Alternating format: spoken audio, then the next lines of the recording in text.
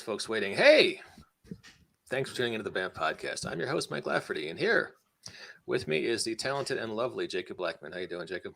Hello, audience of dozens. Please be appeased at our appearance. We love you. No more hate mail, thank you. So Jacob is the primary artist and writer for Rogue Genius Games' Superpowered Legends lines, which is one of, can we say it's one of the most prominent third-party lines for M&M? I think we can, right? I think we can, yeah. Okay. If Steve Kenson is any metric by which to measure things, he has often said in my company, "Damn, I wish we thought of doing that," about numerous products I have produced. Well, Green Ronin is busy with lots of other things, but Yeah. let's talk about these things you have done that Steve is envious of. Let's start with Superpowered Legends, which just to introduce it, this is not the Marvel universe. Nope. It's kind of Jacob's headcanon Yes. of the. Okay, let's talk about it. Well, basically, it did stem from Marvel characters, but it's expanded to be a lot more since then. While the idea was to homage Marvel characters and produce builds that were similar to them, so you could have here is your spider themed web slinging neighborhood hero. Here is your patriotic hero with a shield. Here is your god who controls the weather, and all the heroes and villains that occupy those themes that are similar to Marvel. Superpowered Legends has since expanded to be a few more things. I've had requests in there like, do the Powerpuff Girls, and I did. And so that was fun and intriguing of how to include that. And people have asked me, for Power Rangers, and so it's become a general. Here is how to create these style of characters for Mutants and Masterminds, and I've pretty much given them uh, histories and backgrounds and power builds, all of which you can use individually or collected. And then I created and I released those as individual PDFs. And a couple of years ago, we gathered all the PDFs that we had originally created and made the source book here, which has a unified world that you can use in whole or in parts, however you choose. It's got a history in there. It's got a description of how the world works and has changed because superheroes are in it. Because trust me, if superheroes have been in your world since World War II, Earth is not going to look like how our Earth looks. There's going to be advances in medical technology. There's going to be advances in social technology, and just our computers would be so much more because of all the super scientists and everything. You have to take all those factors, and I try to show how that works with the superpowered legends.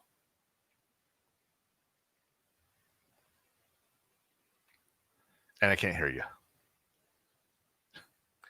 Mike was muted because Yep. it's early. Drinking coffee. Everybody, drink up. Let's talk about the cover here. Let's focus on. We got the big three non-Marvel characters right here. Right here, I see a woman in Union Jack colors with a dragon on her shield. Tell me That who is that is. Pendragon. She Mhm. is the patriotic British hero created in World War II using I believe I called it the Prometheus program. Uh, and she is the representation of all that is wholesome and good and virtuous. Standing next to her is Jupiter, Mhm. who is the daughter of Zeus, and she's not a demigod. She is a god, an Olympian. Her mother is Gaia, so she is fully divine, Mhm.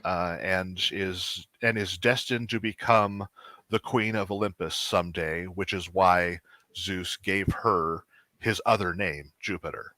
Mm. And so she's kind of not Thor And here next to I see a spider themed character.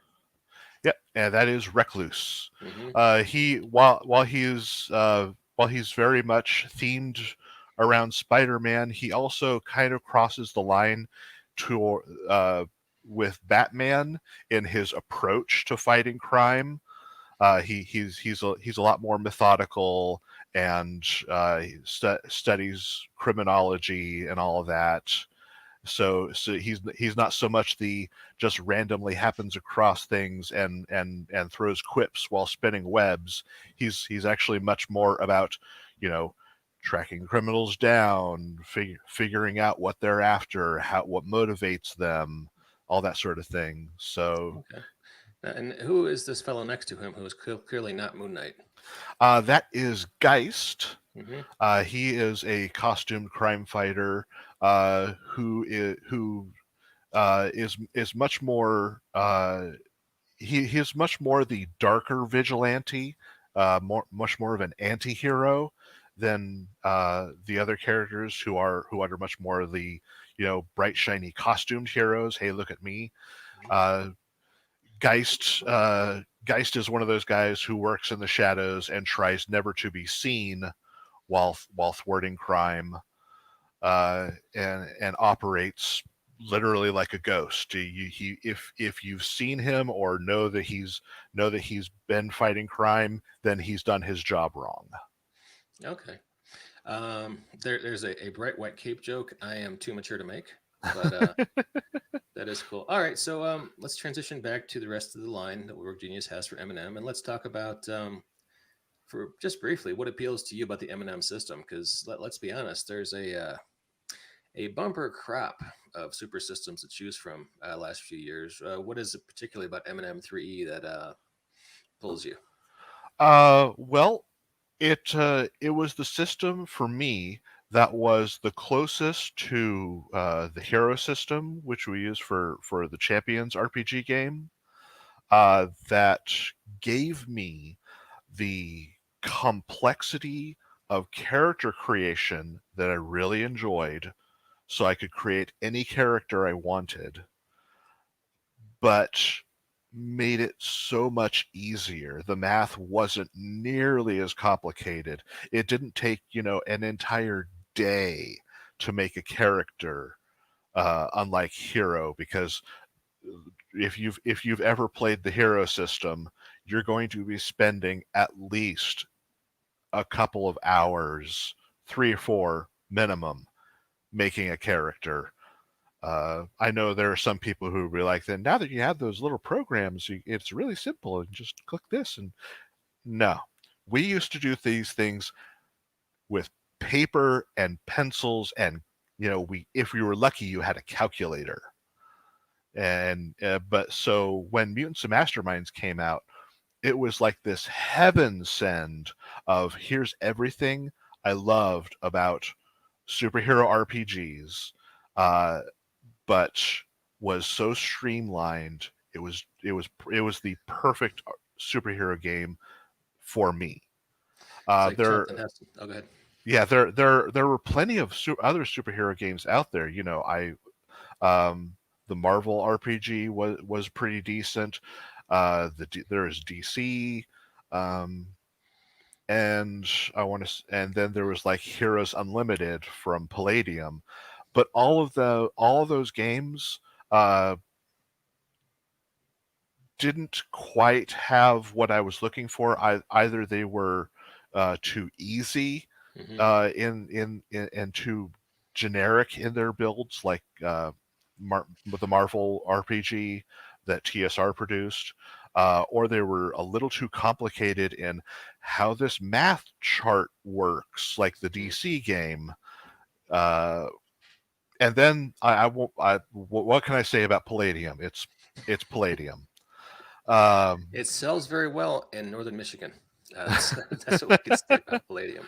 Word of mouth is a big thing for that system. All right, so let's talk about one of your other big books. And as you can see, if you look in the faded section behind the cover, this is an Electrum seller, which I want to say 1% of products on drive-through ever get to that level. So this, I mean, this is selling like a core book for other systems. mhm. this is one of the best-selling M&M books, M&M3 books on drive-through.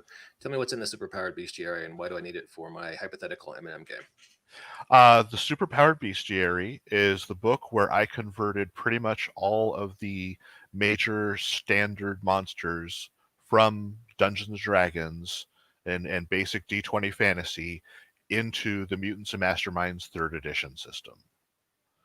I had initially done this for second edition and then again for third edition, and Owen from Rogue Genius Games came to me and said, if you draw art for each of these monsters, and we can take your builds and put your art with it, and you can make lots of money for all this work you've already done. And it's like, money for work I've already done. but the fact is, I already had a lot of people saying, "Hey, would you be willing to collect this to a PDF?" So when Owen approached me, it's like suddenly I had someone who was willing to make this PDF for it, because I didn't know how to make PDFs. I had no idea. But he had a company, and those people knew how to make them. So yay, I could finally make all my online fans really happy. And so, yeah, the Superpowered Bestiary has all the monsters and animals and mythological creatures and undead that you will need to bring all those different things that might show up that are fantasy oriented, or Thor has Asgardian monsters show up all the time, and Hercules has Olympian monsters show up in his comics all the time, and here's a whole bunch of fantasy and mythological monsters. And so a lot of Mutants and Masterminds players consider the Superpowered Bestiary to be the second most important book to get if you're playing Mutants and Masterminds after the core rule book, because here's all the creatures you'll ever need, fully written up. If you want to make them more powerful, just it's really easy, just with some slight adjustments. You need to make them a little less powerful. For those who know how to move the points around for Mutants and Masterminds, it's very simple. Yeah, I am stunned by the sheer amount of stuff we have here. You have mimics. I You do. have mimics for M&M. I do. I'd like to run a whole game where just like there's a mimic master in town, and like you think you're in a secret headquarters and you're infiltrating, but no, the headquarters is a mimic. You think you're we if you notice in the little corner there on Yeah. the little page number, there's a mimic on every page, because mimics are just the most fun creature to use. They can be anything.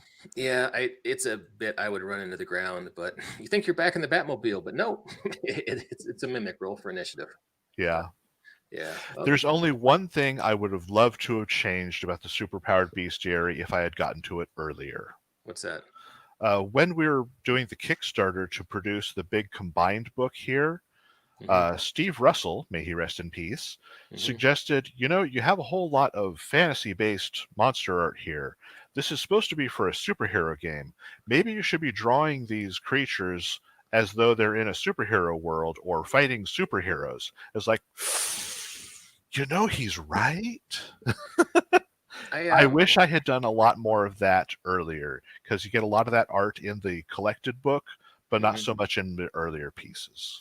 I take the point. I mean, for a lot of, I'm not sure how you draw, for instance, your cat. So it's in Morbus, or your canine ward. Well, you could have an example of someone shapeshifting into a cat instead of just a cat sitting there. Yeah, fair enough. I was doing an actual play for M&M a few years ago, and the GM told me I couldn't play Beast Boy because I wasn't skilled enough with M&M to be able to generate stat blocks on the spot. And here you go. This is all you need. This is what you do. Max Traver, hey Max, how you doing? Is watching us and commenting right now. And I'm willing to take questions. Jake, let me see if I can. Hey, there we go. Jacob's Art's one of the defining looks for superheroes RPGs, in my opinion, right up there with D and anyone else from the past. Well, that's awfully nice of you, Max. That is a very high compliment. I love Jeff D's work. He is an amazing and was huge in inspiring my early stuff. Now, I told Max I would ask this question. It's kind of long in the comments, so I'll sort of paraphrase. Basically, Max says he's tuning in because he's a fan of Rogue Genius's work and your work specifically. But he looks at the M&M sheets and it always reminds him way too much of Champions. It looks more like a spreadsheet than a character sheet. If you were going to try to evangelize someone and say, no, really, you should try Mutants and Mastermind, it's not as complicated as Champions, how would you make that pitch? Okay, well, for one, I would let them know that the math is far less complicated. It's you don't need to figure out the multiplication tables when dealing with uh, how many points are going into your powers, because in Hero there was this huge uh, when you add advantages and flaws math problem you had to do in order to figure out the multiplier, and you sometimes you're multiplying 3/4 or 2/3 of your base points. This is very simple. It's usually just you add 1 point per rank instead of this instead of a huge multiplier. Um, you can have a character in this that has bases and vehicles for a pittance of points, whereas in Hero, if you were going to have a character that had a bat cave or a Batmobile, that's where most of your points are going because they are hugely expensive. And like I Okay. said, you can build a character in Mutants and Masterminds, and if you especially if you know what you're doing, like me, in under an hour. I could guarantee you that I could have a new player with a brand new character within an hour, if they came to me and wanted me to run them in Mutants and Masterminds game. Uh, Although with superpowered legends, you can just say, "Hey, you want to play someone similar to Captain America? Boom, there you go. Someone similar to Thor. Hey, there you go. It's makes it exactly. easier for those newbies. Shoot, Jacob, maybe you should run a lunchtime beat 'em up for us someday. I have been thinking about that. I've been trying to work a little more on my adventure building recently. I'm trying to get more into the mood for that, because I know adventures are few and far between for a lot of especially superhero games. There's plenty out there for fantasy games, but it's difficult to find superhero adventures. It's I think they're hard to write. I know we've done a whole podcast about the challenges of writing superhero adventures. I lean more and more as I get older. Like, here's a map, here's a bad guy, go with it. And here's some Yeah. advice about: do you have a mind controller character? Well, do this. Do you have a character who can teleport anywhere? Then do this, because such a variety. And Max says, great premise and very intriguing. I will make a character soon. I have the PDFs, of course. Well, cool, Mac.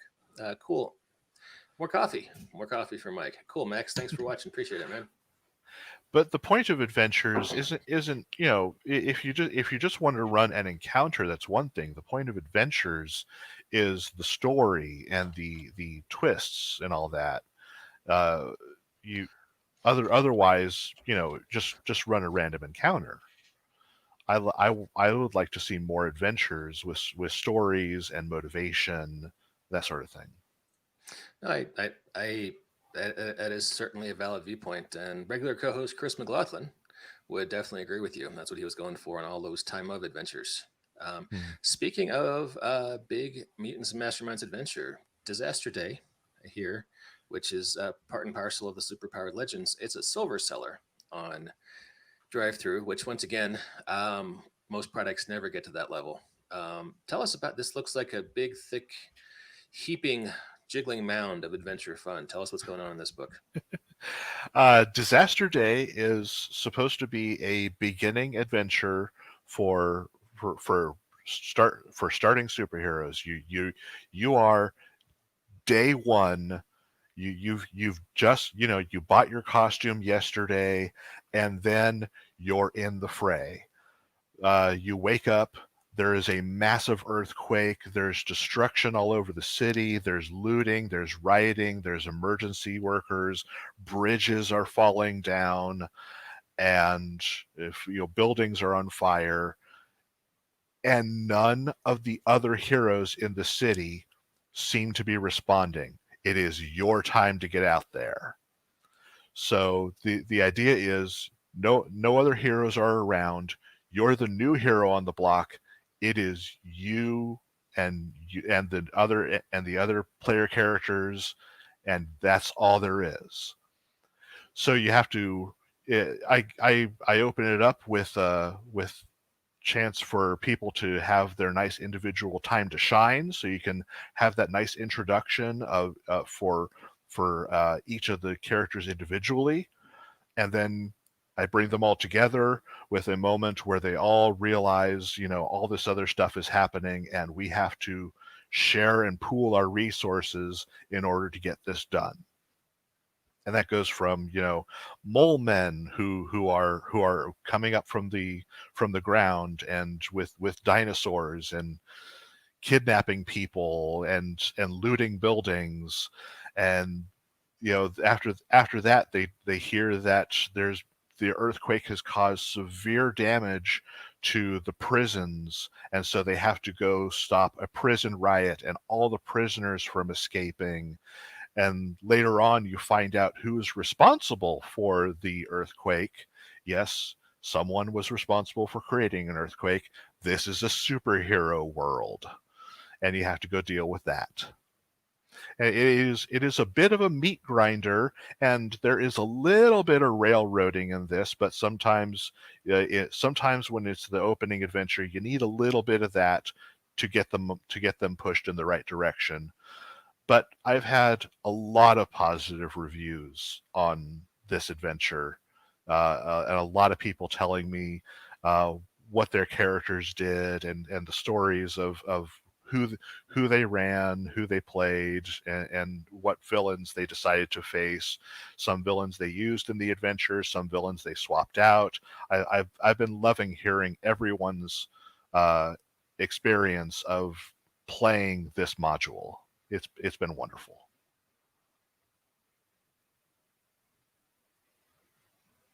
And you're muted again. Coffee, more coffee. God damn it. You're kind of getting that dream RPG designer experience where people are actually playing your content and then talking to you about it. Because often they're like, hey, that was a good game. I'm not going to tell anyone about it ever.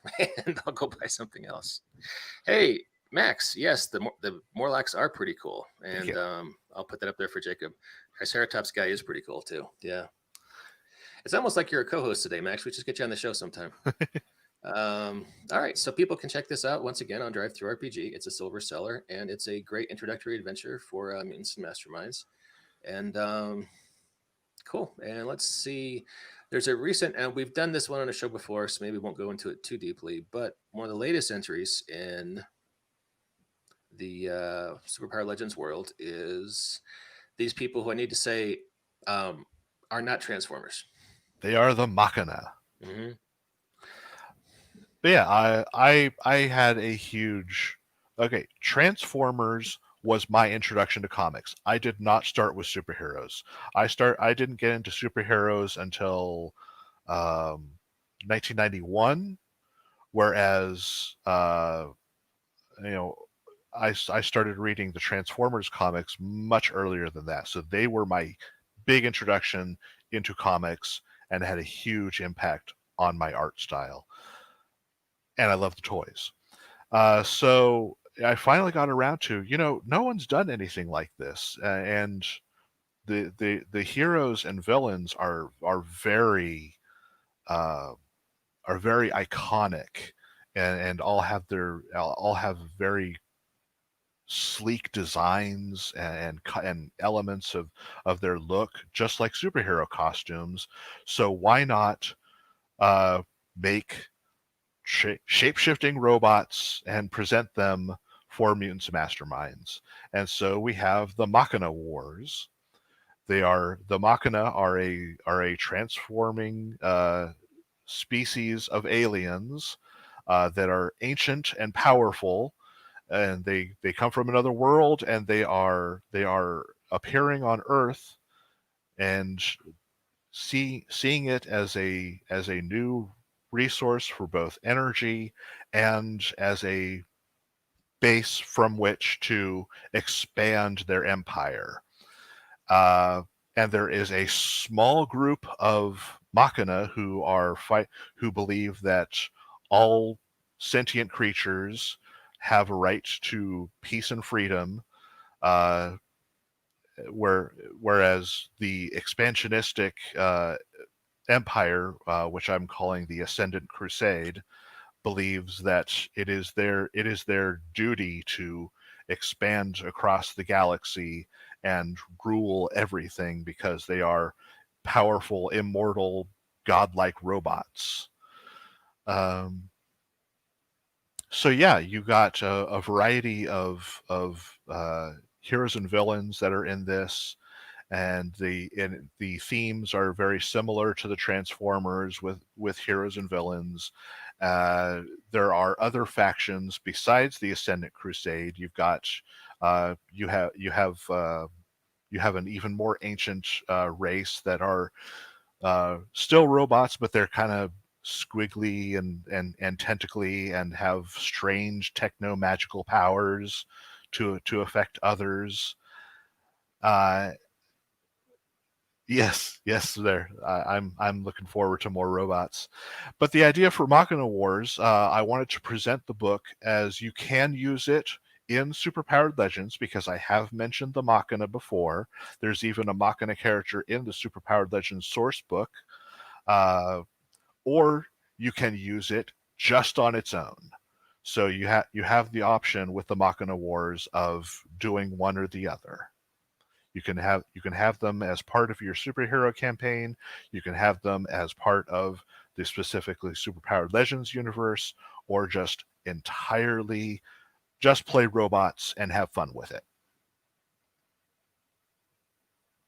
Just because I'm a pedantic comics geek, I wanted to point out that one of the earliest Transformers appearances in Marvel Yep, Comics actually had Spider-Man as a guest star because Spider-Man eventually shows up in every comic. So, absolutely.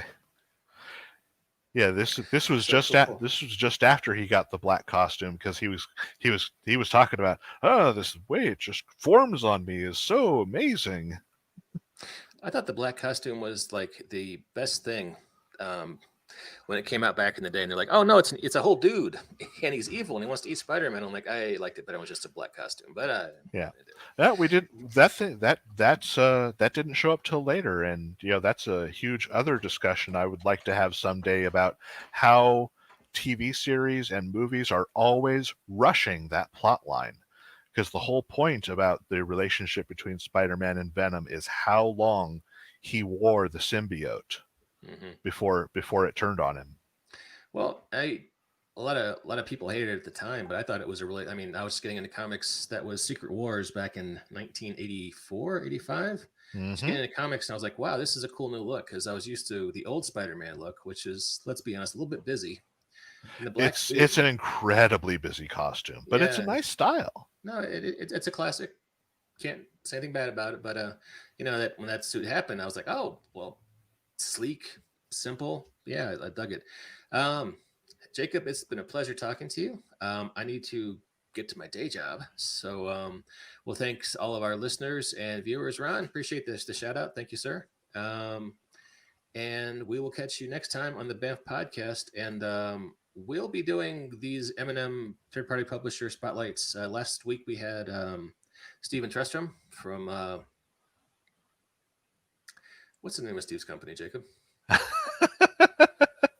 Misfit Studios. Studios, yes. And now we have Jacob from Rogue Genius. And if you're an M&M publisher who would like to be featured in the spotlight, hit me up. I'm easy to find. Yes, Max, I agree. Venom was unnecessary, and Ben Riley was never the clone. I'm there with you, brother. All right. Talk to y'all later. Thanks again. Check you next time on the Banff podcast. Thank you. Have a good one.